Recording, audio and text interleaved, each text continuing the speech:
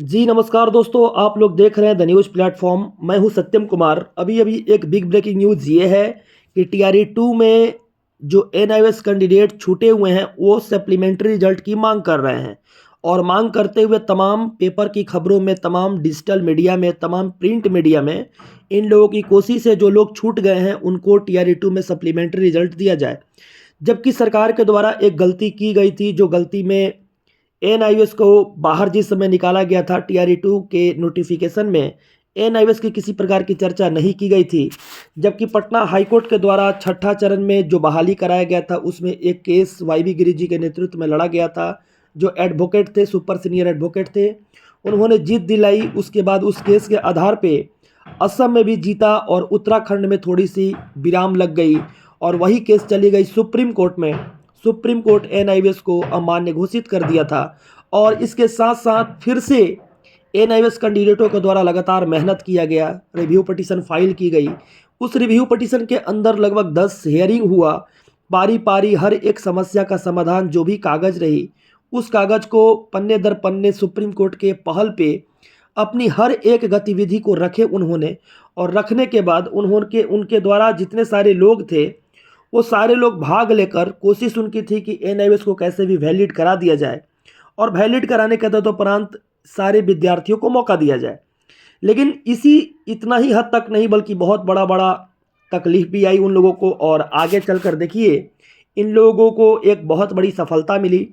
और सफलता में सबसे पहले पटना हाईकोर्ट का जो जजमेंट था, असम का जो जजमेंट था, उत्तराखंड में जो जजमेंट होने वाला था, सुप्रीम कोर्ट का जो जजमेंट एक बार डिक्लेयर कर दिया था जजमेंट, उस जजमेंट को पलट कर रिव्यू पिटीशन में विश्वनाथन जी के नेतृत्व में इस केस को लड़ा गया था। केस नंबर डायरी नंबर 4961/2024 थी।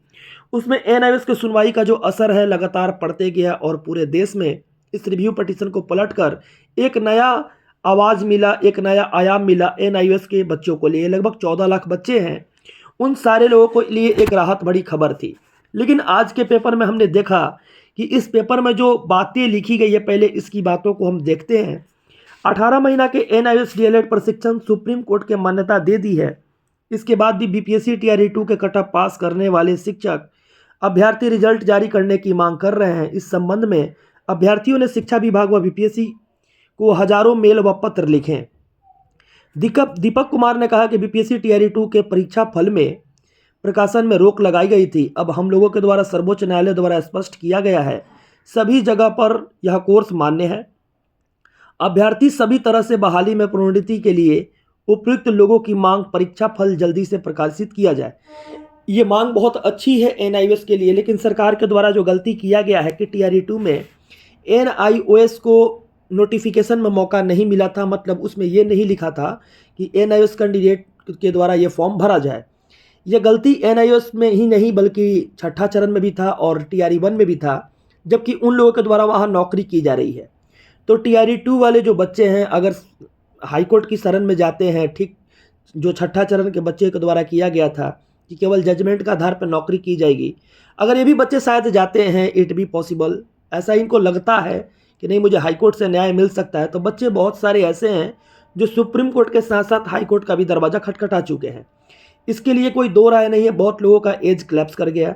बहुत लोग ऐसे थे जिनकी ज़िंदगी जो थी एक सर्टिफिकेट पे अड़ी हुई थी। उस सर्टिफिकेट के आसरे इनकी परिवार की आर्थिक स्थिति और आर्थिक सामंजस्य बनी हुई थी, उनको भी सरकार उजाड़ने की काम की है। आगे इस केस के अंदर आप लोगों ने बहुत सारी बातें को सुना भी और समझा भी।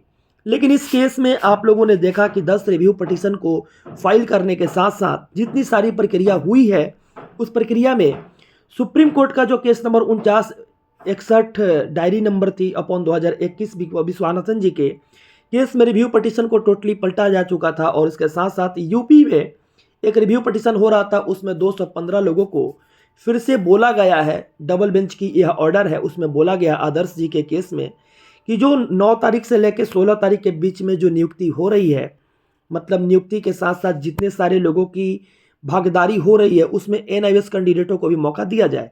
जबकि टीआरई 2 में नोटिफिकेशन में चर्चा नहीं की गई थी।